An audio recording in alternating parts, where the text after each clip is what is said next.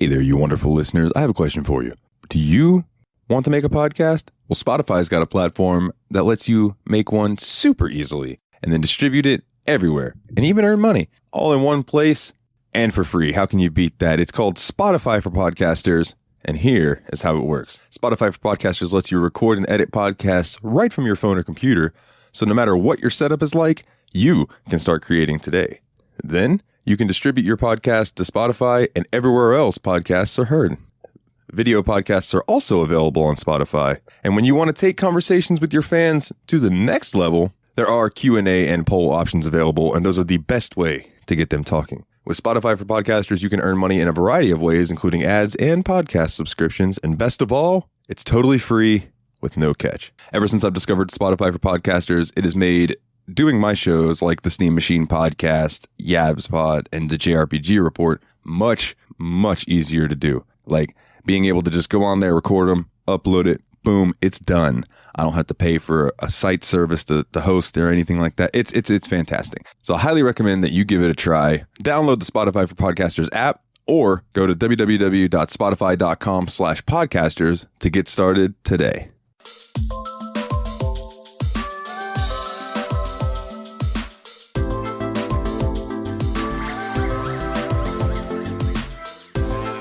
Welcome to the Steam Machine Podcast.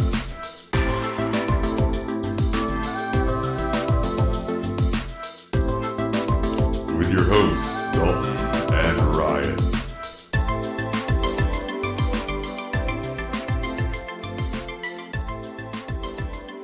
Hey everybody, and welcome back to the Steam Machine Podcast. My name is Dalton, and joining me as always is my good buddy. This is Ryan. And this week, well, we had a whoopsie. Whoopsie! Yeah. Like in Mortal Kombat. Yeah. But we'll get to that in a second. Before we get to that, some things that happened this past week. I am now a year older. I turned 29. Hooray. Yeah. Hooray. And that meant a little bit of birthday cash. Nice. Which meant me taking advantage of those last hours of a few like December, January sales that were going on. So things that I added. Our list gets bigger. And the list grows. Yes, it does.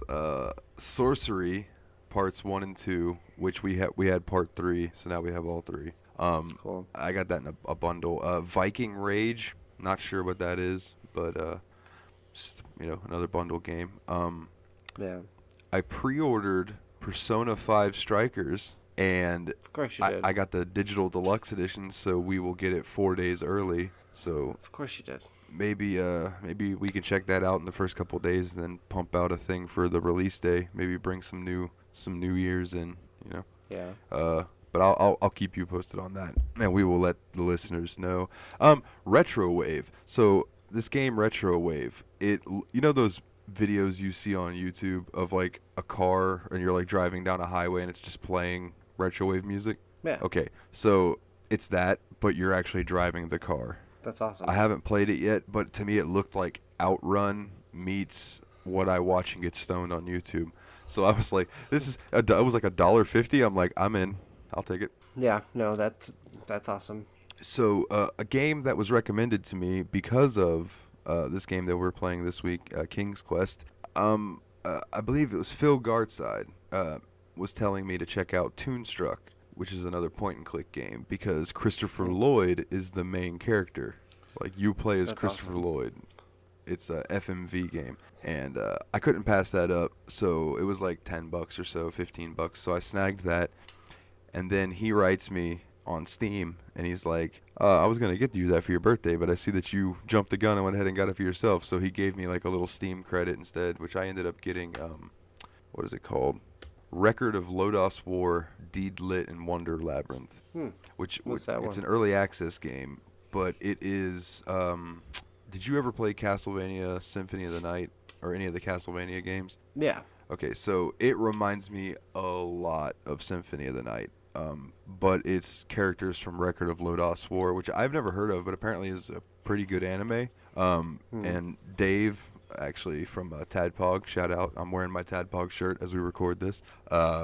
He's letting me borrow some of the episodes of the anime, so I'm going to check that out.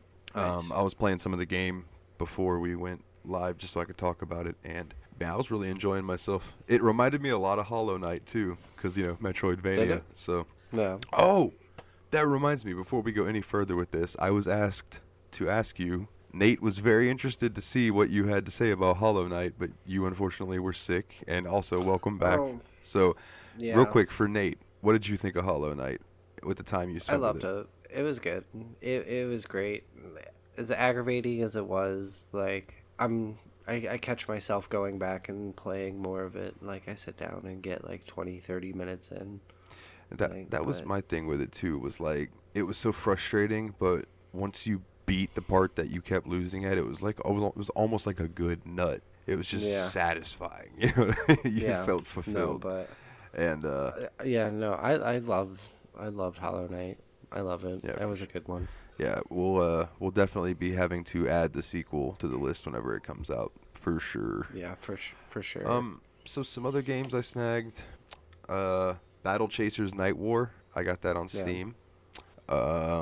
Dragon Fantasy: The Black Tome of Ice, which is like a old school graphics style game. We already had one of the Dragon Fantasy games. I just figured I'd grab the other one. It was stupid cheap. Yeah.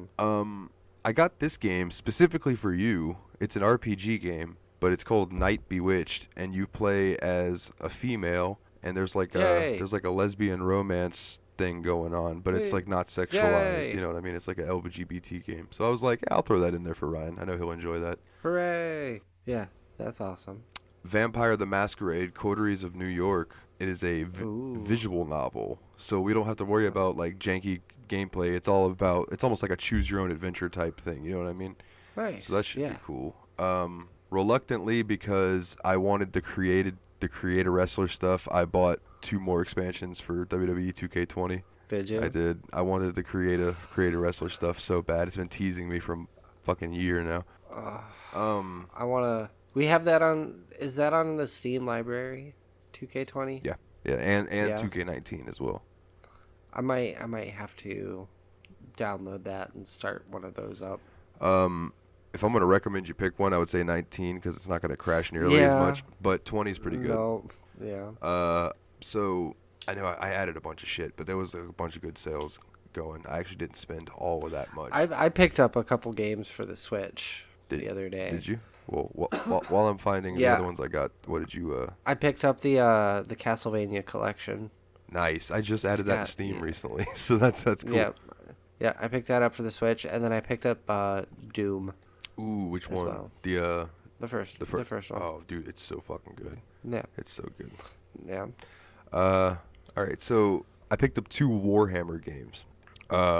Warhammer Chaos Bane, which Mm-hmm. I think is kind of a Diablo Baldur's Gate style game, Mm-hmm. and Warhammer Vermintide 2. And I played a round or 2 of that. My first impression was it's 107 gigs. It's a big ass game. Jesus Christ. But it's the game. It's basically the gameplay of Left 4 Dead 2.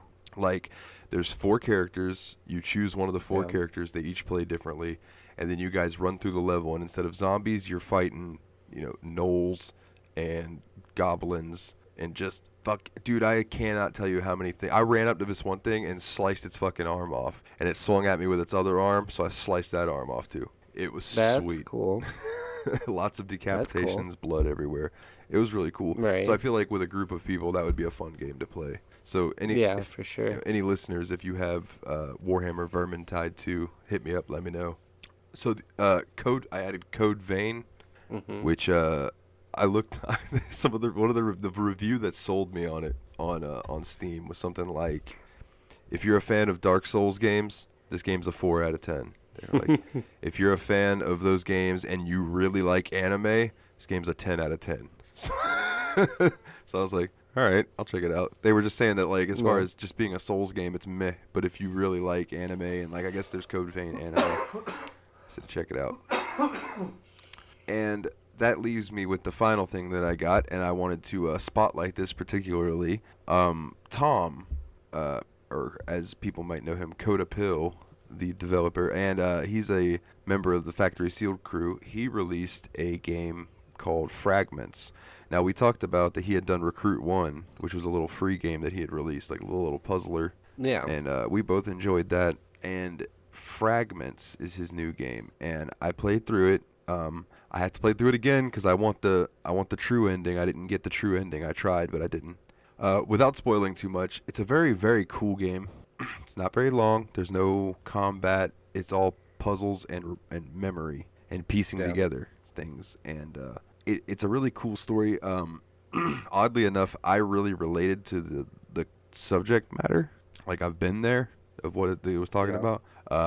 So I think it's on sale right now for like $2.49, and when it's not on sale, it's $2.99. So, like, please, any listeners, if it would be a personal favor to me to go buy my buddy Tom's game, Fragments by Codapill, CODA space PILL.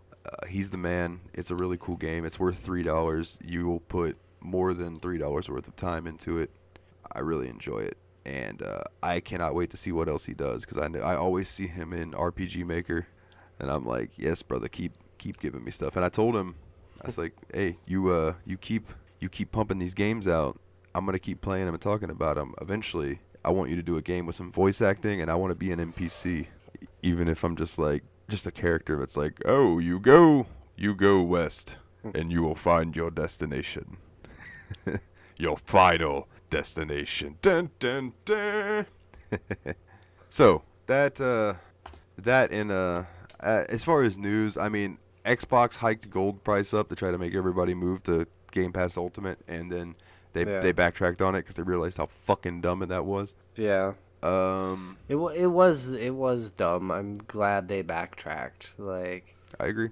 Doubling the price of your service out of nowhere too. Like, no warning, just did it, and then they're like, oh, no, never mind, get the fuck out of here. Well, this week, man, we played King's Quest, but caveat. So when I told Ryan we were playing King's Quest, I should have specified that we were playing the 2015 or 14, I think 15 re-release or like reboot of the series, because Ryan dove into some of the older King's Quest games. So I'm going to talk a little bit about what I played. I played the first chapter of the new games. There's 5 chapters in all, so I am going to leave both of these on the list that we'll get back to eventually, so we can play some of the other chapters. Because the first chapter and the one I played is the longest chapter. The rest of them are much shorter. And the games that you played, you said you used the guide, and they weren't very long at all. But you got to think, when those games came out back in the day, you had to figure out those puzzles with no guide. And fucking A. I'll get into that in a second, but I tried doing it on the King's Quest that I was playing, and I fucked some shit up. So at the end, I was lost on this one part, so I looked up a guide, and in the guide it was telling me to do this stuff, and I'm like, well, I can't do that. So I had to backtrack and read the whole guide and piece together like what I did where wrong and what I needed to go do now to fix it. And oh man, it was a pain in the ass. Yeah. I didn't have to save scum though. I'm proud of myself. I did not save scum. But obligatory Wikipedia bullshit for my game, and then we'll do this again in a little bit. King's Quest, the 2015 release, is an episodic video game series developed by The Odd Gentleman and published by Activision under the Sierra Entertainment brand name for Microsoft Windows, PlayStation 3, PlayStation 4, Xbox 360, and Xbox One. It is a new reimagining of the long-running King's Quest series. While it is an adventure game like the previous games in the series, the interface is not fully point-and-click. The PC version only uses point-and-click for the dialogue and the first-person scenes. The game is one of several attempts at resurrecting or rebooting the King's Quest franchise since 1998. And its first chapter was released some 32 years after King's Quest 1. The new chapters are seen as neither a remake nor necessarily a sequel, but a reimagining. The original games are considered to be part of the canon of the new series, as each chapter will take place between those games, but previous games may be reinterpreted in completely new ways. Now, I have no experience with the original King's Quest games, but what I can... Apparently I do. I was going to say, apparently you do now, yeah, that's for sure. One of the things that stuck out to me for this game was immediately the art style was awesome. I loved it. It's like cartoony, but it looks painted, and it's really, really cool. Yeah. And then I heard my character, like, because you're being narrated by the old man version of your character, Graham. And I recognized his voice right off the rip. I was like, that sounds like fucking Doc Brown. And I looked it up, and sure as shit, it is Christopher Lloyd is the voice, right? A little bit later in the game, you come across a merchant. And I'm like, this merchant sounds like SpongeBob without the helium. And looked it up. Boom. It was Tom, the voice of SpongeBob. I was like, son of a bitch. Zelda Williams. Got it. I blanked on her last name for a minute. Robin Williams' daughter. She did voice acting in this. And Nice. I cannot remember the actor's name, but there is a guy that you meet, and he is a big black dude in armor. And I recognized his voice immediately, too. But I can't pin where I know it from. He just has one of those voices. Like, I think he's a voice actor. You know what I mean? Like, he's just got that voice. But from everything I've gathered, man, this is a great retelling. I watched, I don't know, two hours. It was like a 4-video block on YouTube of this guy tearing this game to fucking shreds. And then at the end being like, it's pretty good. It's just not, it doesn't hold up to the old games. But then I go and look at reviews on Steam and like other reviews and stuff, and people are like, dude, this game was fucking awesome. Like, Yeah. I asked the Metal Jesus Rocks community on Facebook what they thought of it. Everyone that commented said that they absolutely loved it. And a lot of people said the same thing that I'm probably going to end up saying for the next 10 years. And it was like, well, I played Chapter 1, but I never went back and played the other ones. Like, I don't know, I need to get back to that. Yeah. But that being said, Chapter 1 was free. And all the other ones you had to pay for. It was kind of like when the Batman series came out and they released it in episodes. Yeah. But this game had everything that you would, expect from an old point-and-click style game, doing the puzzles. There was one part where the merchant's wagon had a wheel come off, so you had to go and find a wheel, something suitable for a wheel. You had 3 choices. You could go into the alchemist's place, and they had a table that you could take the table and go use that as a wheel. You could go into the armorer and get a shield off the wall that was a giant ass shield and use that as the wheel.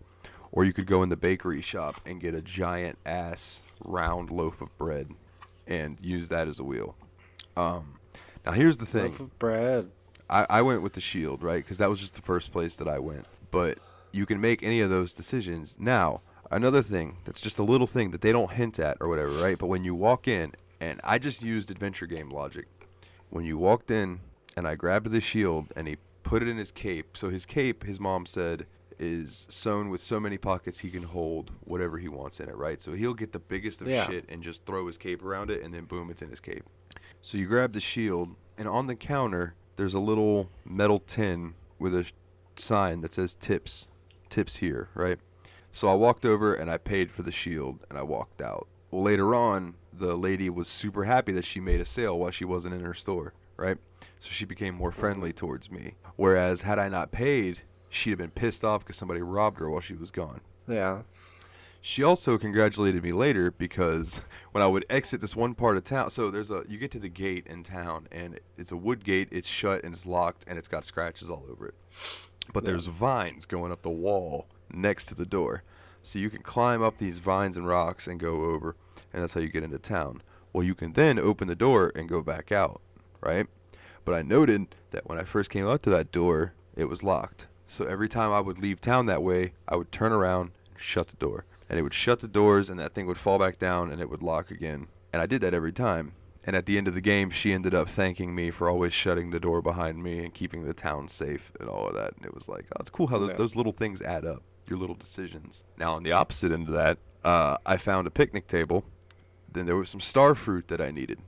But there was also a big buzzing beehive. And so I didn't think about it. I hit the tree so the fruit would fall, and it made the beehive fall onto the picnic table. There's nobody there, but so I grabbed the fruit and I leave. Well, later on, I find a fruit picker that a guard had been using, but then he wasn't using it anymore. And then I walk into the bakery later to go get it, to give him some bitter root, and he just looks like he's got hives all over him. And I'm like, what the hell? So on the picnic table was a love letter confessing his love for some woman, right? So you walk in and you find out that was the baker's, and you're like, what happened to your face? and he was like, "Oh yeah, there was a bunch of bees up there," and but we weren't gonna let that ruin our day. So at the end, I had done the potion people's things right, so they were outside in the court. I had done the blacksmith stuff right, so she was out in the court. Baker man wasn't out there because what I should have done is went and got that fruit picker first, then went back there and picked the fruit with the fruit picker instead of hitting the tree, which would have not made the bees fall. Or no, I'm sorry.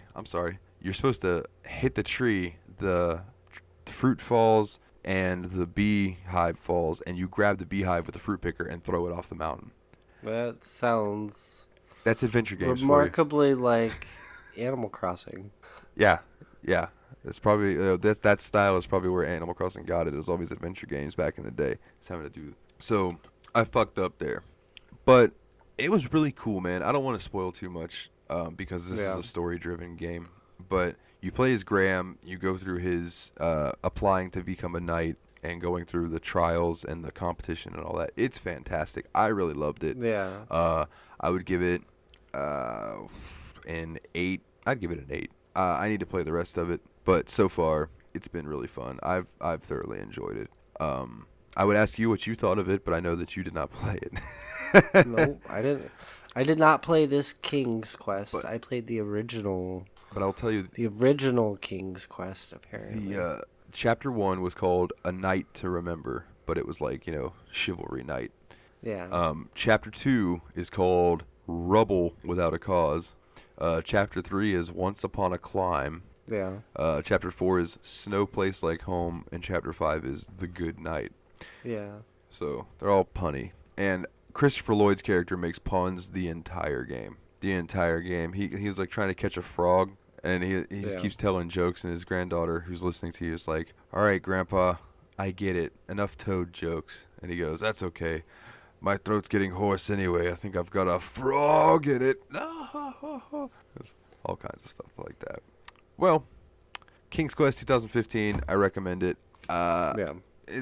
I don't want to go super deep into it, like I said, because I don't want to spoil it. It's a really rich, just fun experience. It's cheap. And the first chapter that I'm talking about is free. So like, if anybody wants to go play this and check out what I played, it's fucking free. You'll really enjoy it. The bridge trolls are absolutely hilarious. Yeah, no, the bridge trolls in the version I played were hilarious. I had to feed one a giant pie, and then he helped me. But so speaking of the games that you played, Yeah. I pulled up King's Quest because apparently when I was looking through the Steam library, I only saw one of them. I didn't see there was more than one King's Quest available. yeah, there's a King's Quest, and then there's King's Quest Collection. Yeah. Apparently I played the collection. Yes, and the collection is a graphic adventure game series created by American software company Sierra Entertainment. Yeah. It is widely considered a classic series from the golden era of adventure games. Following the success of its first installments, the series was primarily responsible for building the reputation of Sierra.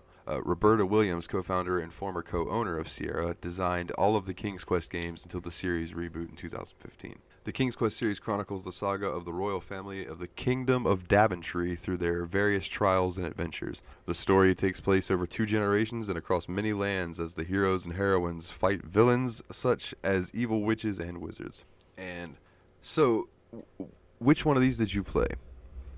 I ended up playing 1, 2, 3, and part of 4. I did use walkthrough guides while playing them, so they were kind of like speed runs, but without those walkthrough guides, God, I never would have figured this game out because it's one of those. It's older. The game's older than I am, by a couple of years, and it's one of those old. You get your directional arrows, like the up, down, left, right, but to do commands and stuff, you literally have to type it out. It's because type out pick up X, shit like that. What I'm reading here, it says the first King's Quest was published originally for the IBM PC Junior in 1984. Yep, it's definitely older than I am. And then it was really fun though. I'm not gonna lie. is very nostalgic, taking me back to those very old school style games. And I kind of wish that you actually had played these ones instead of the other one now. I know, right? Like, We should have planned that out better. yeah. But it's all right. No, these were super fun. Without the walkthrough guides, I never would have been able to even complete the first one. Like, even though the maps are not large, they just keep resetting. So if you walk through like the top tile, you just end up in the bottom tile of that row. Like, Oh, okay. so it seems like you could walk forever, but the map is actually super tiny. Like, Now, they didn't make the games overly difficult, but some of them were a bitch without that guide. Like, and you still play as Graham, right? So Graham. yes, I think you're Graham up until let's see. You are Graham up until number Is it 4? 4, I think. From what I'm reading, you take over as his children. Yeah. Yeah. Okay. Then that means in the new one, then he was telling stories to his children's children. Gotcha. Because, yeah, it says in 4, picking up immediately where King's Quest 3 left off, King Graham tosses his children his adventurer's cap. He suffers a massive heart attack. Well, damn. Well, I know the original King's Quest games, man. They fetch a pretty penny. I believe it. Like, is old school and as basic as this game was, graphic wise, control wise, all of that shit. It was really fun, surprisingly. Here's a sealed copy for the Commodore Amiga of King's Quest 5. It's $499.99. What's the Sega Master System version going for? Wow. Somebody is selling it cart only, no box, no nothing, for $39.99. That's not bad. There's somebody selling, if any listeners are interested, a brand new factory sealed Sega Master System for $1,200. That's not worth it. No. I love my Sega Master System, but $1,200 is a little steep. Okay, so here you go. King's Quest Sega Master System, factory sealed, $399.99. Yeah. Those are cool games. Okay, so this has nothing to do with our episode, but this just struck me. This can't be real. Power Strike for the Sega Master System, factory sealed. How much do you think it is? Power Strike. $1,700. $4,999.99. Jesus Christ. Yeah, that's insane. Plus $19.99 shipping. That's wild, man. Somebody doesn't know the actual worth of the game, so they just set it at like an extreme price. And hope somebody on eBay will pay for it. Yeah. Until they can actually figure out the value of it, yeah. You know, there was a weird thing that happened with Disney movies. Like, everyone was saying that those movies were worth a ton of money. And you could go on Amazon and eBay, and people were trying to sell them for like $4,000, $5,000, $6,000 for these Disney VHS tapes. And I'm like, I've got a small fortune worth of those if that's the real case. But then you look, and the ones that are actually selling are like $20, $30. Yeah. Yeah, it's none of those fucking expensive ones are selling. Yeah.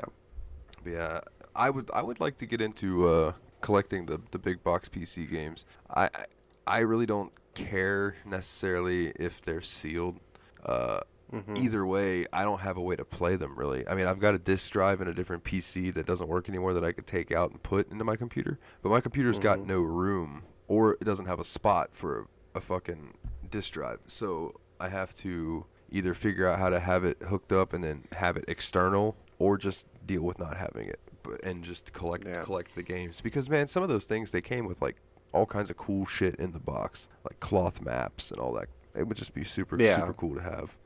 Well, man, I feel like this episode's kind of strange because we both played different games, and we played the same game. We just played different iterations, timeline, different versions of the game. Yeah.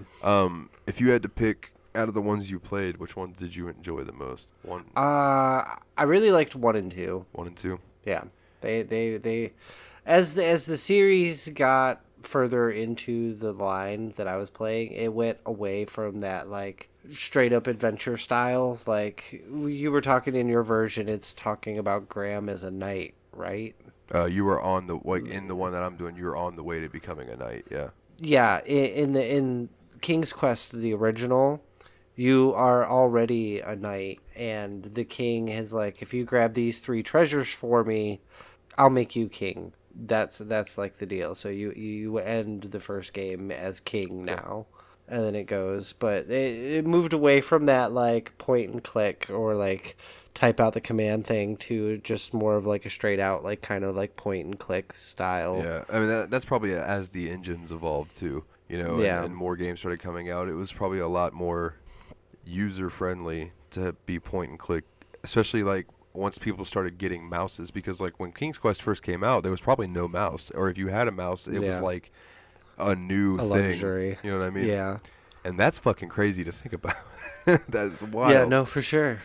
Those old, like we have some like I think the first Gothic game. I don't know if there's mouse support for it. I think it's all keyboard. I think so. But it's fucking nuts, man. But yeah. Um. But yeah, my favorite out of that collection that I actually got to play was 1 and 2. Nice. I will. I'll dive into them eventually. Eventually, it's like our tagline. Yeah. I used to always laugh when I would be watching, or I'm sorry, not watching, but listening to Tadpog, and Tyler and Dave were like, leave us a 5-star review and leave a game that you'd like us to play, and we promise we'll get to it eventually. It's like their thing, and it makes me laugh every time. And now I relate to it so hard, right? Yeah. I relate to it so hard. So before we bother Steamy, I have been batting around in my brain ideas for maybe like a Patreon thing, right? Yeah. So what I've kind of conducted, and this is just a work in progress, listeners. So if you have any feedback or like comments, concerns, please Discord, Facebook, let us know. But I was thinking, all Patreon pledges get a free OnlyFans account. Yeah. Yeah, with daily pictures of our buttholes. Woo! Yes. Buttholes playing video games. I can think of so many good taglines. Oh. Anyways, We'll run it. We'll run it. we'll let you know. We'll workshop it. I was thinking $1, just be like, support the show, and if we do any side episodes, like I was thinking maybe like we could do about like we could watch something and talk about it on there. Have the people who contribute $1 or more, they could like we could have a vote on different things like animes or NSFW games. If you want us to play something like Katawa Shujo or something, that'd be cool too. So I was thinking that. And then I was thinking $5. If you do $5 a month, then I will. Well, I don't know. Maybe. No, yeah, five's fine. I don't want to charge too much. 5 for now. It might go up in time, but right now 5, and I should probably keep it that way. $5, and we will read out your name at the end of the episode. You are one of the cogs in the machine that keeps the steam machine rolling. So we would like to thank you, for that. And then I was thinking like $10-15. I haven't really decided. But you would get to choose a game from our list that gets moved up to next. And if you have the means, you could join the show and talk with us about it. And I only say if you have the means because I don't want people to struggle to try to like call up on their phone and it just give them issues. Yeah.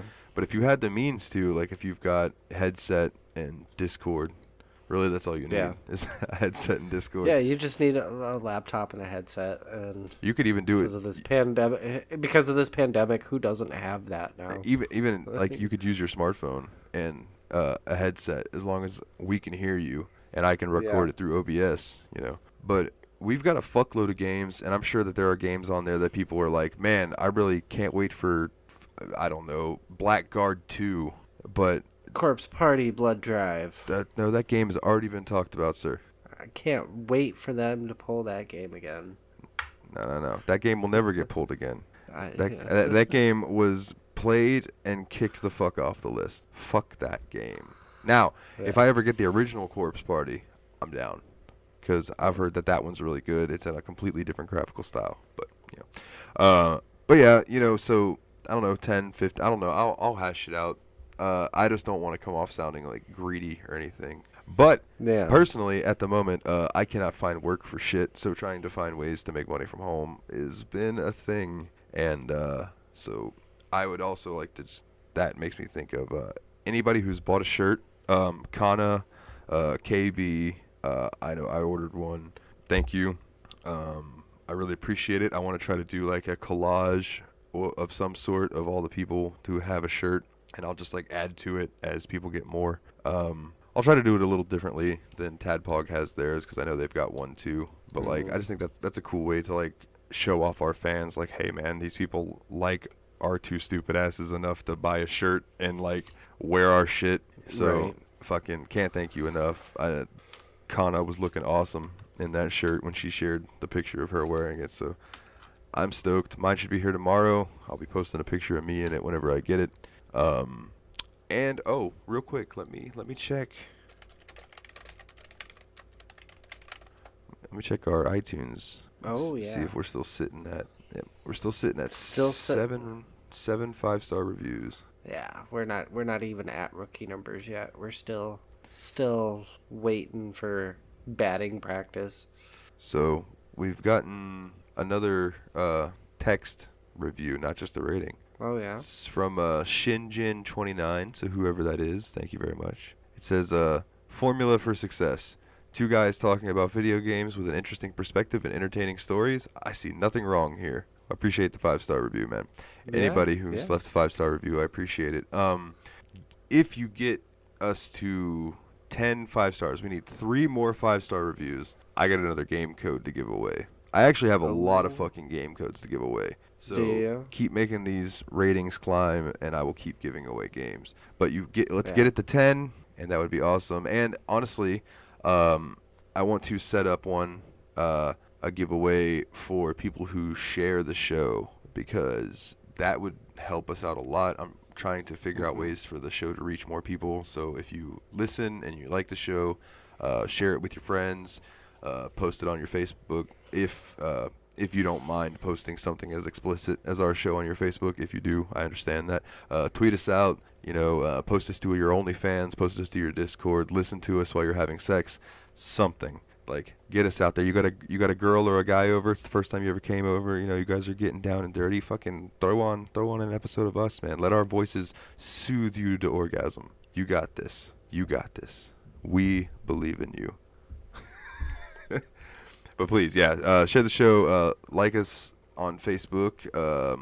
I know all of that is in the outro now, which is nice. I don't have to like run through it all the time. Even though I want to do it.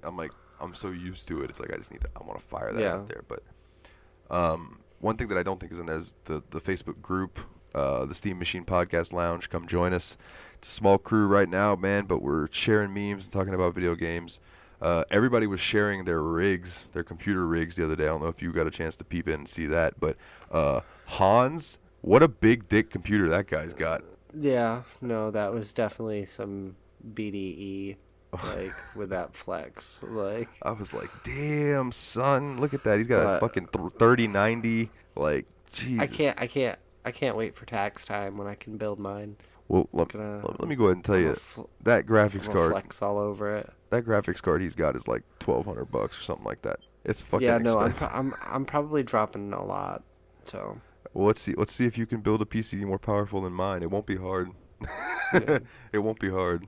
But yeah, man, he showed his off. It was awesome. James Hall was showing off his and his wife's. I showed off mine. I think Taylor even popped in and shot a picture of hers. And our the other Dalton. He shared his as well. And him and Hans both have those fucking monitors that are as wide as both of my monitors put together. Like, it's just one. That's insane. But I get it. You want that field of view to be as max as possible.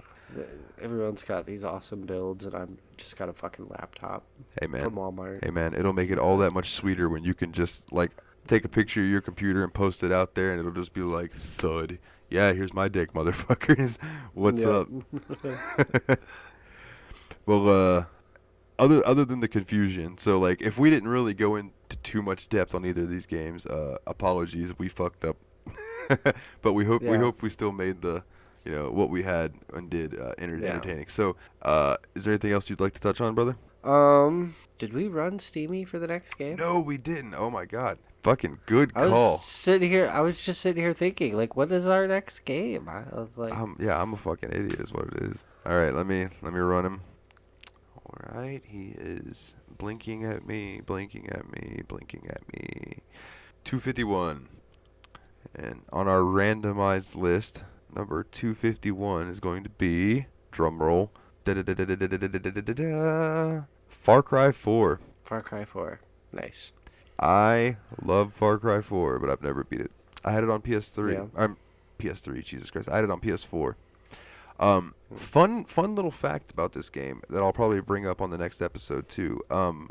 You can beat this game in like 20 minutes. Nice. In the very beginning, because I know you and I know you'll want to try this, so I'm going to go ahead and just tell you this now.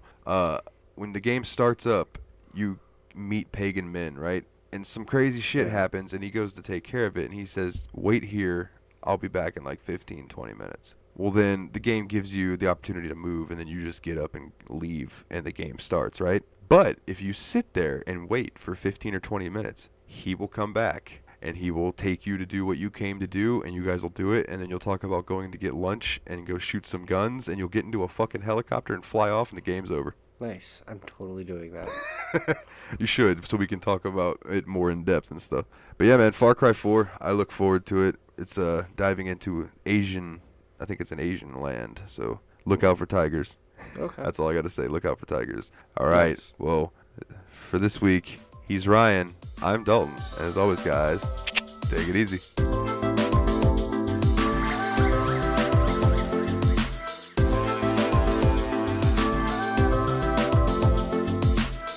You can find us at facebook.com/The Steam Machine Podcast or search Facebook and join our group, The Steam Machine Podcast Lounge. You can also find us on Twitter at Steam_podcast. We thank everyone for listening, and as always, we'll catch you